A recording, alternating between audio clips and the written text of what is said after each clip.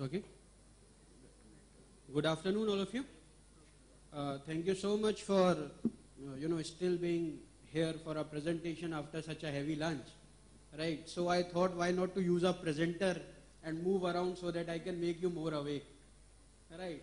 As discussed, the topic given to us was industry-academia interface, and the beauty of this topic is, I was taught this topic when I was a student. Parents I'm are teaching this lots, topic when and I so am an am I. employee, and I believe how long it will go, but this I don't want. Parents are Things should settle now, and so because am since I. last 8-10 years, I'm going through the same topic, the importance of industry and academia interface. So what I have done in my presentation, I have taken few aspects of these, few points to make the situation pretty much clear as, when I talk about an employee, what I'm looking for from my prospective employees. Correct? So that topic which I have given to the subtopic which I have given is, you give them attitude, we will give them skills. The basic reason behind is that you cannot teach a horse to climb a tree. Correct?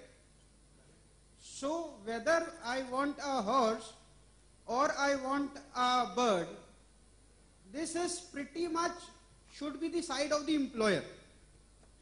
The basic things, he should have an eyesight, he should breathe. These are something which I expect or I feel that it should come into the part of attitude, and rest skills, we will harness them when he will come into the employment. This was happening since last 5-7 years, but it never worked. So what we did, we moved to colleges. We decided why not to do tie-ups, why not to sit and make syllabus, why not to, train the trainers, why not to do many other things, and irrespective, we forgot that we are a business organization. So we have something called a 9-to-5 job which we have to do, and along with it, take care of our social responsibilities. So to start any presentation, I have also marked something very good, that only 4.69% of the total workforce in India has gone formal training. Right, that a breaking news. We are very proudly stating this, that some 4.5% log has done their formal training. Second, the best is this. The skilling is viewed as the last option meant for those who have not able to progress, opted out of formal academic system. Right? अगर कुछ नहीं कर रहे हो, तो कुछ skill सीख लो, काम कर लो. आज भी ये सेंटेंस बड़ा, it's too good, कुछ नहीं, अगर नहीं पढ़ पा रहे हो तो कुछ काम सीख लो, कुछ कर लोगे. So this is how what I have tried to illustrate. I would request everybody to look into the screen, that now things have changed and changed a lot. It is not that how we will bridge the gap.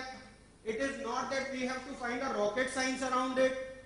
It is something now things are there. We just only have to go and apply to it. Now things are not, there is a NSQF, National Skills Quality Framework, which clearly states what we want, what we don't want, what we are looking for. So 4 aspects which I have taken into this is, one is quality of training, quality of infrastructure, quality of assessment, and last is adequate compensation. If these 4 points, if I am taking it well, I think the universe of skill development is going fine. Because courtesy to, our Prime Minister, his PR skills, now words like National Skills Day, words like reskilling, upskilling are now often heard. Because I heard first time about the mentor-mentee program when I went to my MBA. I think I was very late for that. But today, due to good PR available, at least everybody knows there is something called skill development and Skill India. So we should be proud about that we have moved ahead of what we were earlier 5-7 years back.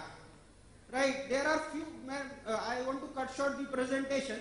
There are basic points which I think our employer who are sitting here should keep into the mind, right? Employer should help in developing the curriculum, not in the way of,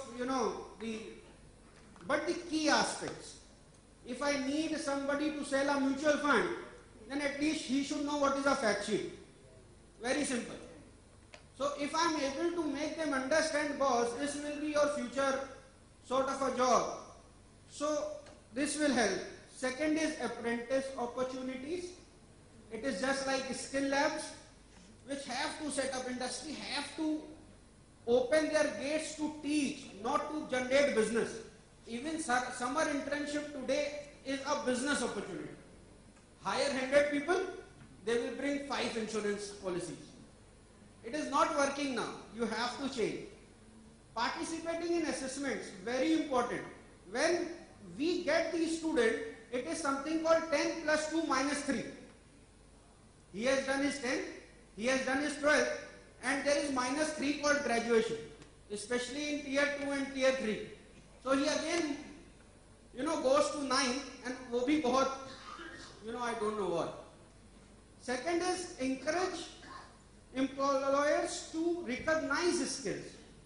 If somebody today, even a plumber, has a skill development certificate, they should recognize, अरे 100 रुपए salary बढ़ा दो, बाकी 100 लोगों को भी skill development. There is something which is, sort of a gap. This I believe is good. This we as organization do. Retiring employees who are interested can be used as trainers. They have huge experience, not bookish, life experience. If we can hire them, if we can pursue them, if we can request them whatsoever, if they are able to give 1-2 hours daily, things will be sorted out, I believe. Working professionals, if I have a 9 to 5 job and some university came to me and say, sir, can you come and give a lecture? I say, can you put it on Saturday?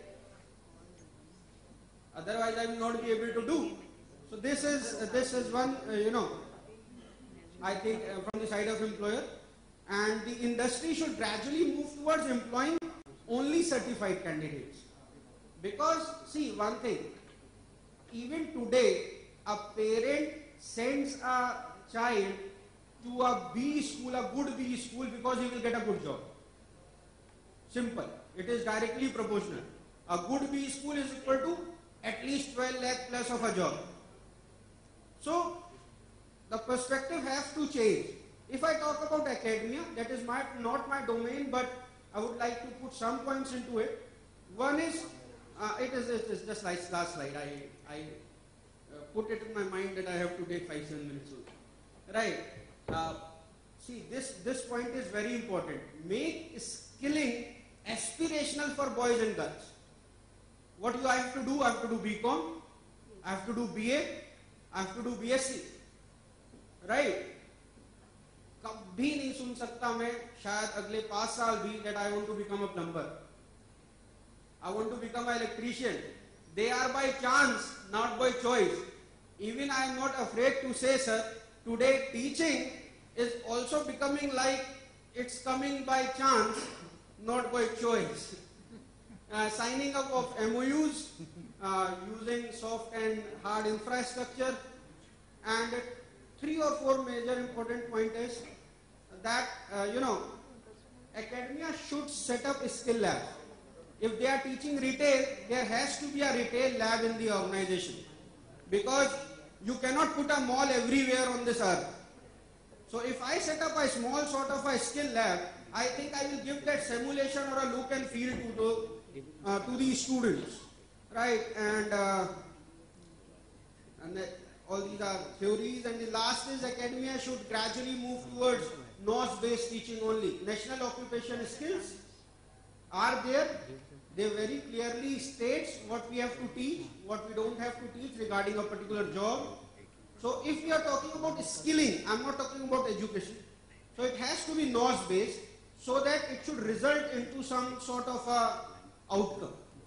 Right? Thank you so much.